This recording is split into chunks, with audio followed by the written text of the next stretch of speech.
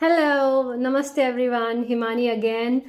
तो मैं आज एक नई वीडियो लेके आई हूँ और इस वीडियो में मैं बताना चाहती हूँ कि मैंने ऐसी कौन सी मिस्टेक की जिसकी वजह से मेरे जो मुंह का टेस्ट है वो बहुत ज़्यादा ख़राब हो गया। और मैं इसलिए ये वीडियो बना रही हूँ कि आप वो मिस्टेक ना करें। जब हम बड़े बूढ़ों की बात नहीं सुनते तो हम ये गलतियाँ करते हैं जो मैंने की है। तो हर साल जब मैं इंडिया जाती हूँ मुझे वहाँ का खाना बेहद पसंद है, बहुत ज़्यादा पसंद है। और जब भी मैं जाती हूँ मैं आई मेक श्योर कि मैं वहाँ से अचार ज़रूर लेके आऊँ जो घर का बना होता है। मुझे बाज़ार वाले अचार पसंद नहीं है। तो हमारे जानने वाले हैं जो बहुत अच्छा अचार बनाते हैं और मेरे लिए हमेशा भेजते हैं जब भी मैं इंडिया जाती हूँ। मेरी मदर इन लॉ बहुत अच्छा अचार बनाती हैं और वो मुझे बहुत ही प्यार से पैक करके देती हैं। मेरी सिस्टर इन लॉ जो मेरी नंद हैं वो भी यही करती हैं, मेरे लिए बहुत प्यार से अचार बनाती हैं और मुझे बहुत ही प्यार से खिलाते हैं वो लोग। तो जब भी मैं जाती हूँ वो अचार लेके आती हूँ। तो हुआ क्या, पिछले 6 महीने पहले मेरे मुंह में मेटालिक टेस्ट शुरू हो गया। मेटालिक टेस्ट मतलब जैसे मैं मेटल चबा रही हूँ, जैसे आपके मुंह में लोहे का स्वाद आ रहा हो या फिर किसी मेटल का स्वाद आ रहा हो आपके दांतों पे, आपके होंठों के आसपास, आपकी जीभ पे। तो मुझे समझ नहीं आ रहा था ये मेटालिक टेस्ट क्यों आ रहा है। और मैं बहुत ज़्यादा फ्रूट्स और वेजिटेबल्स खाती हूँ तो मुझे लगा कि मे बी जो मैं सब्जियाँ खा रही हूँ या जो मैं फल खा रही हूँ उनमें कुछ ना कुछ प्रॉब्लम है।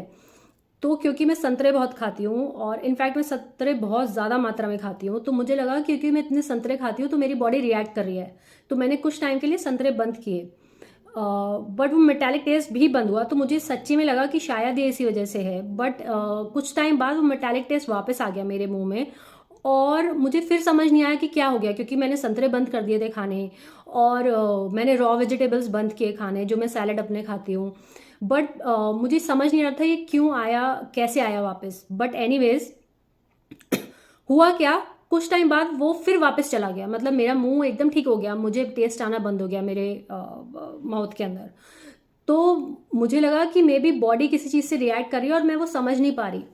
अब कुछ दिन पहले क्या हुआ, मैंने अपनी किचन साफ़ की और मैंने अपना अचार का जो मैं डब्बा इंडिया से लेके आई थी वो मैंने साफ़ करना शुरू किया और बाय मिस्टेकनली मैंने उसमें अपना चम्मच छोड़ दिया जिससे मैं अचार स्कूप कर रही थी। उस डब्बे में मैंने वो चम्मच छोड़ दिया था और आई रियलाइज्ड जब मैंने वो चम्मच निकाला कि वो जो चम्मच है उसका जो मेटल है वो पिघल गया था अचार के अंदर, क्योंकि उसके अंदर एसिड होंगे, लाइक उसके अंदर विनेगर होगा और ओवर द टाइम जो अचार अपना एसिड क्रिएट करता है वो होगा। तो आई रियलाइज्ड मैं जितनी बार वो अचार खा रही थी उस चम्मच से जो निकला हुआ मेटल था, उस जो धातु था वो उस अचार में जा रहा था और उस अचार के थ्रू वो मेरे में जा रहा था। और मुझे ये बात बहुत टाइम तक रियलाइज़ नहीं हुई क्योंकि वो अचार का डिब्बा इतना भरा हुआ था और मैंने चम्मच पे भी ज़्यादा नोट नहीं किया कि क्या प्रॉब्लम है। तो मैं आपको वो चम्मच दिखाती हूँ क्योंकि मुझे तब रियलाइज़ हुआ कि मेरे मुंह में वो मेटालिक टेस्ट क्यों है इतना ज़्यादा स्ट्रांग। तो ये वो चम्मच है, ये देखिए आपको इसका छेद दिख रहा है यहाँ पे चम्मच का, ये छेद दिख रहा है आपको। और इस चम्मच में और भी जगह से हल्का हल्का मेटल हटा हुआ है। तो ये रहा छेद। तो मुझे उसके बाद रियलाइज़ हुआ जब मैंने वो डिब्बा खोला कि ओ माय गॉड, मैं एक्चुअली मेटल खा रही हूँ अपने अचार के थ्रू जो कि चम्मच के थ्रू गया है। और तब मुझे वो पुरानी सारी बातें याद आई जब दादी नानी बोलती थी कि तुम अचार के अंदर चम्मच मत रखो। देर वॉज अ रीज़न कि अचार चीनी मिट्टी के बर्तनों में ही रखा जाता था, किसी मेटल में नहीं रखा जाता था।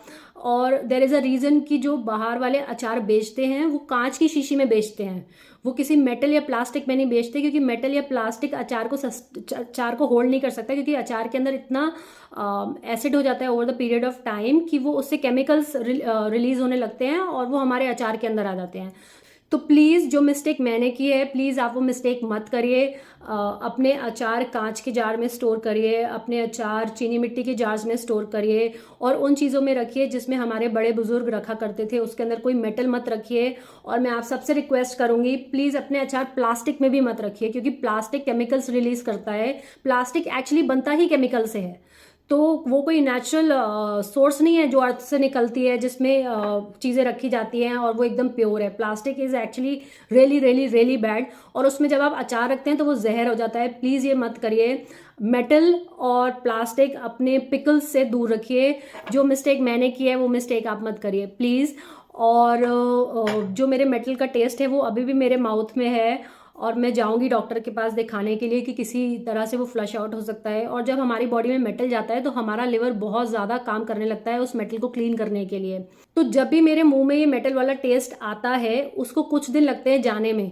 कुछ दिन इसलिए लगते हैं जाने में क्योंकि बॉडी जो मेटल अभी अभी लिया है उसको फ्लश आउट कर रही है। तो मेरे को बीच में रियलाइज हुआ, जब भी मैं वो अचार खाती थी तो मैं 1 या 2 बार खाती थी, फिर मैं थोड़े दिन अचार नहीं खाती थी, फिर मैं 10-15 दिन बाद वो अचार खाती थी, फिर मैं थोड़े दिन अचार नहीं खाती थी। और यही एग्जैक्टली मेरे माउथ में, मेरे मुंह में जो मेटल का टेस्ट आ रहा था उसका पैटर्न था। तो थैंकफुली मैंने ये फिगर आउट किया, बट फिगर आउट लेट किया क्योंकि मेरे चेहरे की, जो मेरे मुंह के अंदर की प्रॉब्लम है वो अभी भी है। और टेस्ट इतना ज़्यादा बुरा होता है कि मेरे को बहुत बार माउथ वॉश करना पड़ता है। मेरे को यहाँ पे सारा जलन होती है, यहाँ पे मेटालिक टेस्ट आता है, मेरे दांतों में मेटालिक टेस्ट आता है, मेरी जीभ के अंदर मेटालिक टेस्ट आता है। तो प्लीज़ जो मिस्टेक मैंने किया आप वो नहीं करिए। Thank you so much. अगर ऐसी कोई मिस्टेक आपने की हो या ऐसी कोई राय आप देना चाहते हो तो प्लीज़ कमेंट्स में ज़रूर बताइए। इससे मुझे भी सीखने को मिलेगा और जो और व्यूअर्स हैं जो ये वीडियो देख रहे हैं उन्हें भी सीखने को मिलेगा, और मैं आप सबसे सीखने को बहुत उत्सुक हूँ। Thank you so much for watching our video. इतना प्यार देने के लिए बहुत बहुत धन्यवाद। प्लीज़ हमारी वीडियो को लाइक और सब्सक्राइब करें, आपका सब्सक्रिप्शन हमें बहुत हेल्प करता है। थैंक यू सो मच, धन्यवाद। आपका दिन बहुत अच्छा जाए, आप स्वस्थ रहें और खुश रहें। Thank you.